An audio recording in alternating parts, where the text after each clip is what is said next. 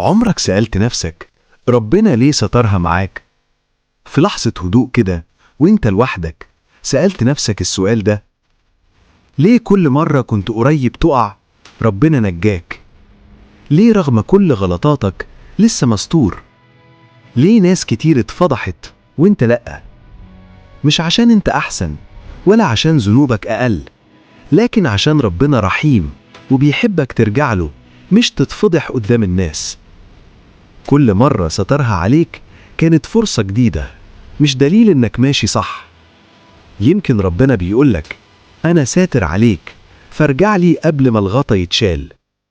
الفكرة مش انك ما بتغلطش، الفكرة ان ربنا بيديك وقت عشان تصلح، عشان تتغير، عشان ترجع.